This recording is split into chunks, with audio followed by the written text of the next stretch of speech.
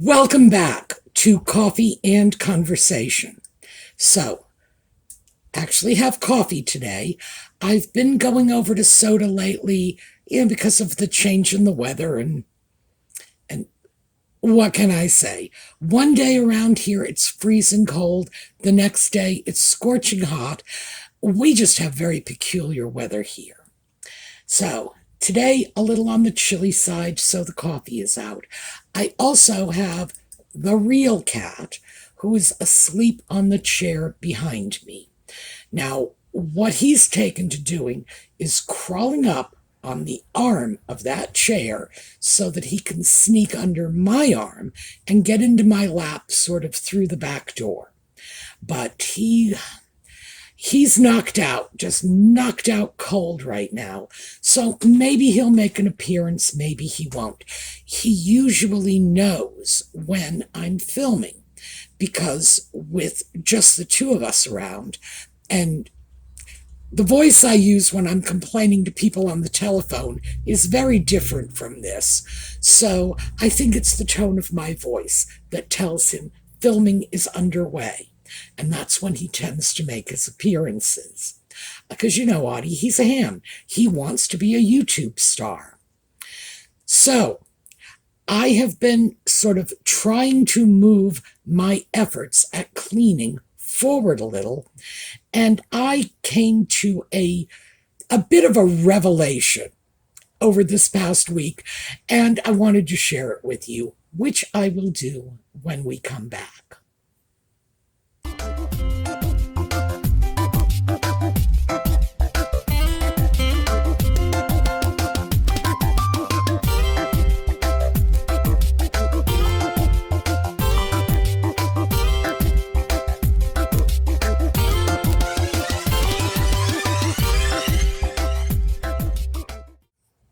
So, the cleaning. As I mentioned in a video 2 weeks ago, I guess, I am finally tackling the doll room, which had just been a mess ever since the dog passed, and I just sort of had a meltdown in there with all of the dog's sweaters. It was difficult. The dog's health was never that great, but her passing was very sudden. One minute she was playing with the cable guy and she just wandered over to her bed, went to sleep, and didn't get up again. It was hard on me. It was even more hard on Audie, who never realized what happened to his dog. And so I just walked away from it because I could. It's the doll room. If I didn't have to go in there, well, I could just pretend it didn't exist. I've been working on the doll room, and I started to hit a snag. After the initial cleaning, you can actually see the rug now.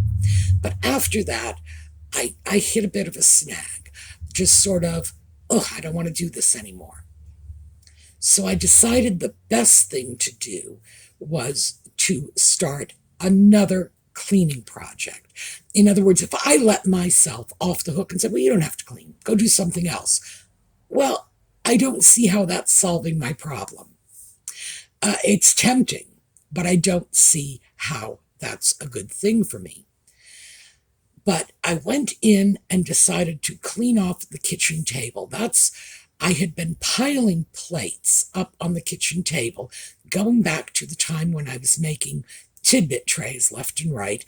And of course, I had all kinds of things that I had purchased to resell for thrifting. And that very much stopped suddenly. I'll talk more about that later, why I decided I was not selling on Etsy anymore. But I just never dealt with it. So I went in today and started cleaning the table. And I realized, and this has been my revelation over the past week, that I don't like to throw things away. And that is presenting problems for me. Now, here's the thing. And I think most of us are like this to some extent. Those of us who are, borderline hoarders or pack rats, or have trouble keeping our environments tidy, tend to be like this. We don't do enough throwing out. We tend to figure everything we have we got for a reason. We probably paid money for it or somebody gave it to us. So why should we throw it away? We paid money for that. So here is my thought process, how that I don't like to throw things away, but I need to. How that revelation was sort of twisted into a plan of action. How I started to pick that apart and try to get it to make some sense for me. The first thing I had to decide is that whatever I paid for whatever the item is, that money is gone. It's long gone. It's not coming back. Period. That is gone.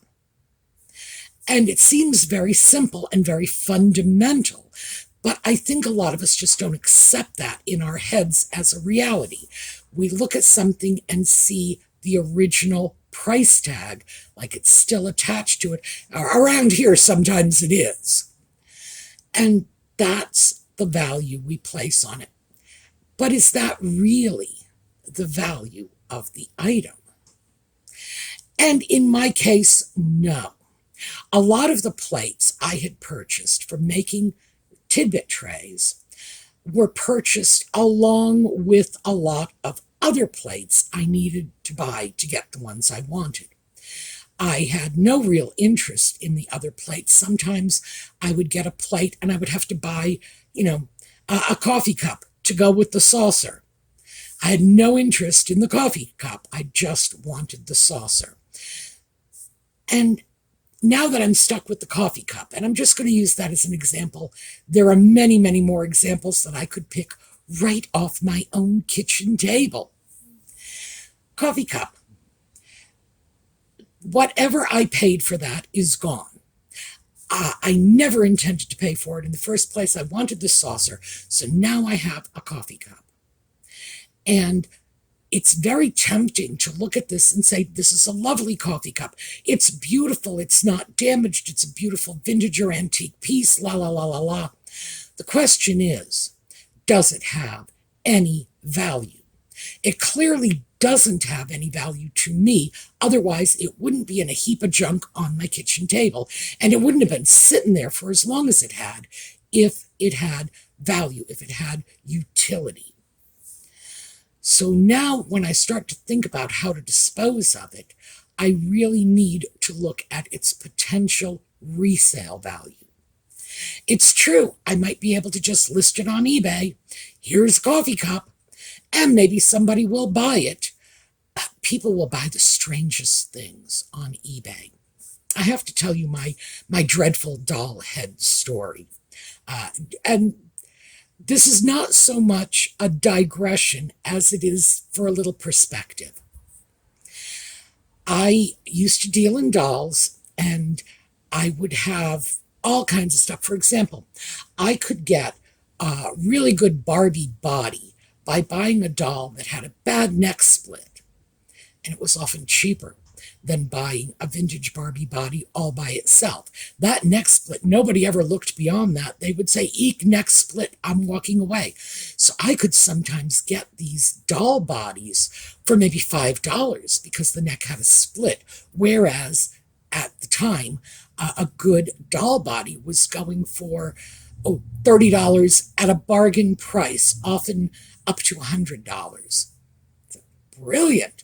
So I would buy these dolls with neck splits, remove the head, take the body, voila, I have a new body to repair the other doll I had that, didn't have a neck split, but maybe was missing an arm or something.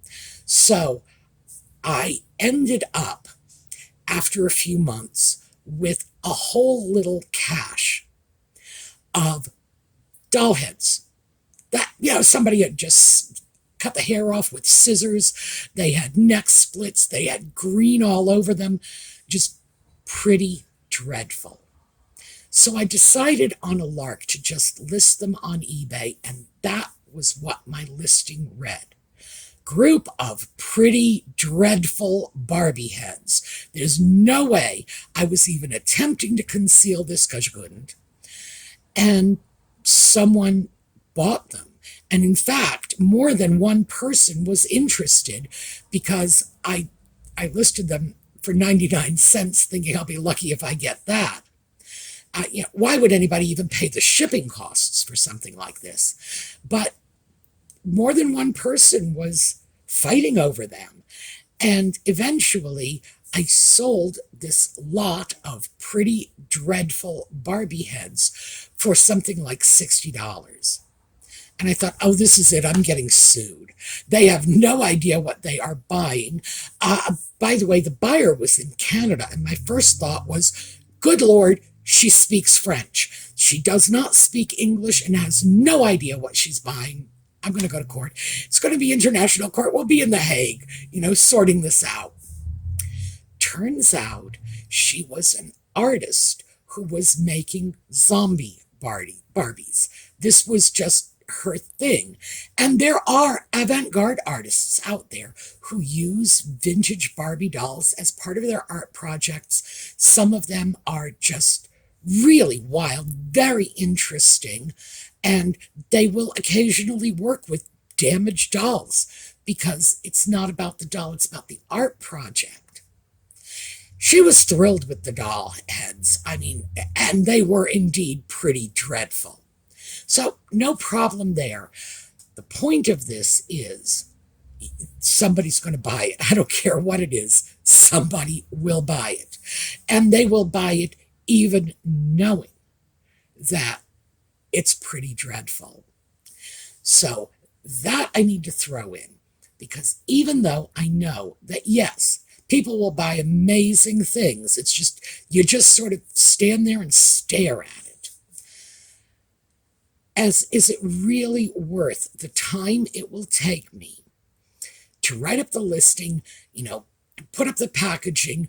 Because keep in mind, if you have to buy special boxes and things like that, in general, I don't roll that cost over to the customer. That's part of my overhead.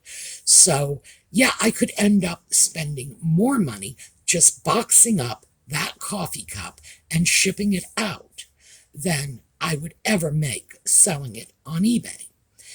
If I packed it up and donated it to one of the charities that I donate to, then I have to ask myself, are they going to be able to sell it? Is it something that's going to take up shelf space in their thrift store for 2 or 3 years, whereas they could have, hundreds of turns on that same amount of space and really generate money for their cause if that space was being taken up by something more worthwhile? Am I just giving them something they will have to throw away, but perhaps before that time comes, they might donate, and mind you, they're a charity to begin with, but they might donate valuable shelf space to it for a few months before they realize, oh, we should have put this in the trash from the beginning. So when I look at that, that is how I need to assess the value, not what I paid for it. It's like, what is it worth to me now? What is it potentially worth as a resale or donation piece?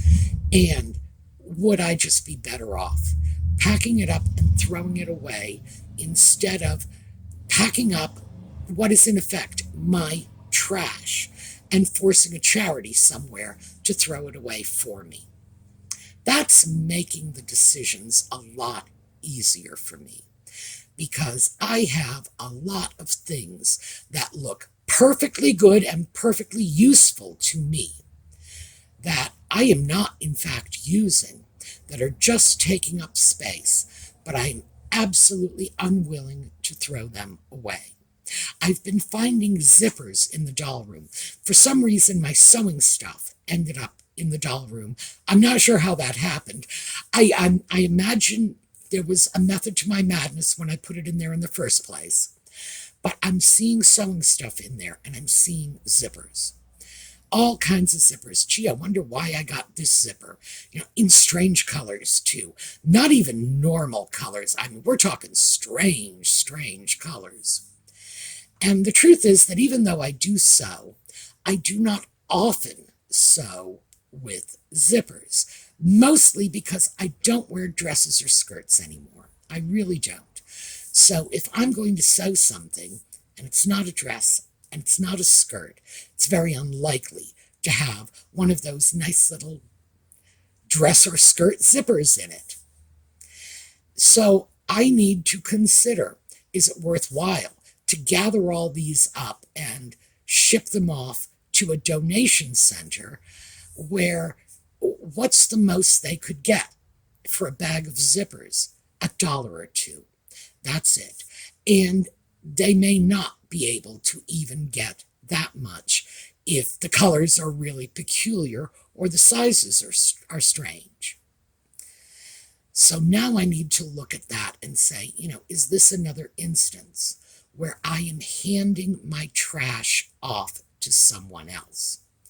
And that brings me over to the whole concept of Swedish death cleaning.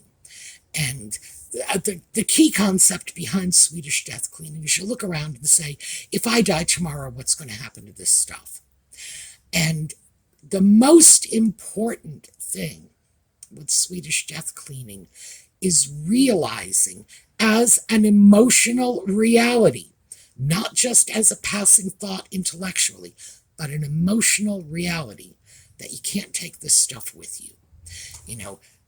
There will be a time for all of us when we must depart this life and all the stuff we have loved and cherished is going to be left behind. And somebody else is going to have to sort through it. And they may not have the skills, the ability, or, the emotional disturbance to look at this and say, oh, it's valuable. I think that is, in terms of Swedish death cleaning's main benefit, the one thing we can all take with us. That we can't take it with us. We can take the idea with us for the rest of our time here, but the stuff, no, that's not going anywhere. We go, that stays. So ultimately, when I look at this stuff, in the long run, what is going to become of this stuff if I am not here to give it free rent? It's making it a lot easier to get past my aversion to throwing things away, to get past that notion that I should give it away. It should take a new life with somebody else. I need to find a home for it. Well, I don't have that kind of time because it could take me 100 years to find homes for every little bit of whatever around my house. I need to accept that as a reality, and I need to accept the fact that if I don't throw it away now, someone else is going to throw it away later. At least now, while I'm doing it, I can pull out the items that are truly valuable, the things that I really should consider donating, gifting, selling on eBay, whatever. That's making it a lot easier for me. And so here's the thing. This is something I figured out a long time ago, but I never applied it to myself. As a social worker, my job was to help people find their way from point A to point B. Point A was usually a life of emotional turmoil and chaos and welfare payments and no jobs and the state hovering over your shoulder just waiting for the chance to take your kids away from you. Life for my ladies was not pretty. Get over to point B, which is where most of us are, which is having a job, having a home, not living in constant danger of someone from the state showing up saying, I don't like the way you're raising your kids, because they have the right to do this because they're signing your welfare check. Okay, That's enough of my complaints about the injustice of the system. I should have applied that to myself. I know how much your mental blocks, your emotional baggage can stand between your own journey from point A to point B. I know that the biggest thing to overcome when I'm dealing with one of these messy areas is my own emotional objections to the idea of cleaning, well, throwing things away. I have no problem, giving stuff away.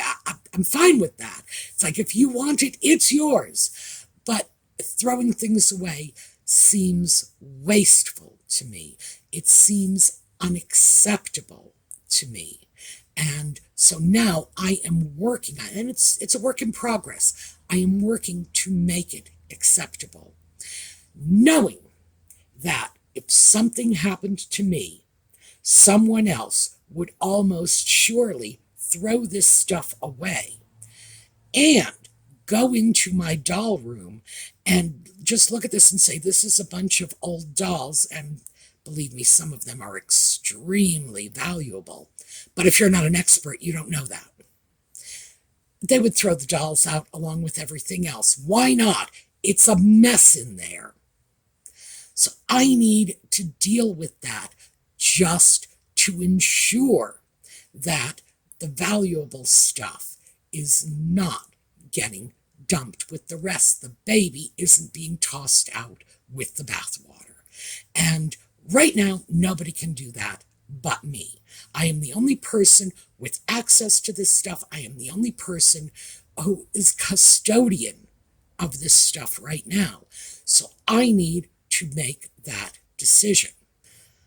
So now that I've kind of given myself permission to throw some things away, and because it's not everything, I'm playing this little game with myself. I go in, I look at it, I say, what is that worth? Objectively speaking, if that were in a thrift store or on Etsy or eBay or whatever, what would I expect someone to pay for it? And if I can't justify a resale price of at least $10, it really has to go.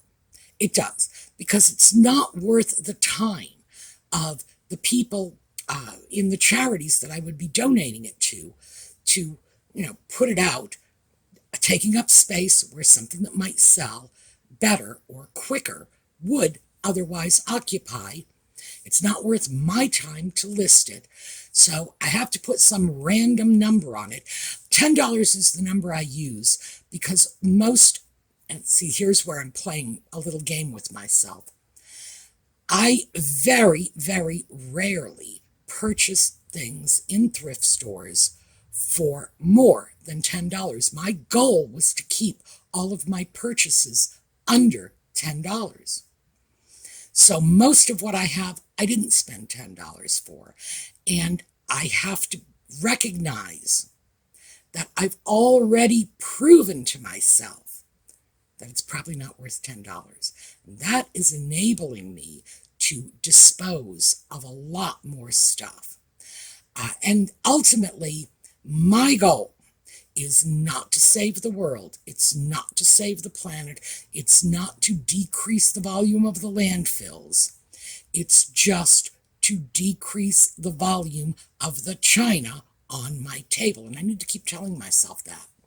And I'm sure some of you are going to say, but Sue, what about the planet? Like, I'll deal with the planet when I have a clean kitchen table to work from. But right now, I just need to clean up my own little corner of the universe. Ultimately, I will probably make a donation to some planet cleaning charity just to compensate for, the extra stuff I'm dumping in landfills. I'll do something to make myself feel better about this. But I also know that if I'm not the one who is throwing it away now, it will just be someone else doing it later. So I kind of need to keep my head focused when it comes to that, because frankly, maybe somebody should have thrown it away before I ever bought it in the first place, you know? So it's helping. It's definitely allowing me to move forward with this little plan that I'm dealing with. So what do we take from this? One, give yourself permission to throw things away. It's not a sin, no matter what my mother said. She was born in the Great Depression. She grew up in the Second World War, and quite frankly, throwing things away was just an anathema to her because of the limited circumstances that she grew up with. So yeah, my mother did tell me it was a sin. My God, at this point, I love these videos. This is better than therapy. It's like it's free. This is great. Do you know what a therapist would charge me to get through this? I am cutting through my junk right here with the rest of you. Thank you so much. And now you can all add psychotherapists to your CVs. No matter what I may think about what's going on here, I really can throw things away. The earth is not going to stop spinning because I've put something in the trash. So that's number one. Number two, if you don't clean your mess, somebody else is going to. And you, at least, can pull out the truly valuable, truly important things as long as you put some limits on that. I need to figure that out, because I think maybe I would do better if I gave myself this 10-to-1 ratio. For every 10 things I put in the throw out pile, I'll get to keep one thing. That might help me through it. Maybe I'll even broaden that. For every 5 things I throw out, 1 will get donated. Then I can feel a little better about it. But it's all about making myself emotionally comfortable. So number 3, own your crap. And by that I mean your emotional crap, not necessarily your physical crap, because, you need to not own that anymore. But I know that all of this is going on up here. This is not reality. This is just my perception. And my perception is colored by all kinds of things. Everything from my mother's sense of not throwing away anything valuable because she grew up not having very much. From that all the way to, but I paid money for this. Whatever these emotional blocks are, I need to accept that they're there and that they are emotional blocks, that it's not reality. It's just my skewed perception of reality. And I think 4, and this has sort of been an ongoing theme on these videos, baby steps. It's not all going to get done this afternoon. These are all ongoing projects, and when I go back and revisit the stuff on that kitchen table in 2 or 3 months, because I'm hoping to get it done reasonably quickly, I bet I'll throw another 40-50% of it away then. So that is what I have for you. Just let's start accepting the fact that not everything has a legitimate, objective value. And it probably really does belong in a landfill. All right, we're going to take a look at a slideshow on the way out. We will be back this evening for those of you who stay with us for Just Chatting, and for the rest of you, again, we'll be back next weekend. So have a terrific day. Oh, wait. Pierre Cardin. In fact, it's actually got his name printed on it here. Let's see if I can show that to you. Yeah, it's like, ooh la la, the little designer name. This was another scarf. Let me take this off so I can show this to you. This was another scarf I got during my period a couple of weeks ago when I was just missing the Queen terribly and wanted a Sandringham or Balmoral scarf. And as you can see, it's not a plaid, but it was just pretty sunny flowers. So it tended to say Sandringham a little more than Balmoral. But yes, another one of my queen scarves. So if I can find a way to work through my grief over the passing of the queen scarves, I'm sure I can clean off that table. All right, see you next time.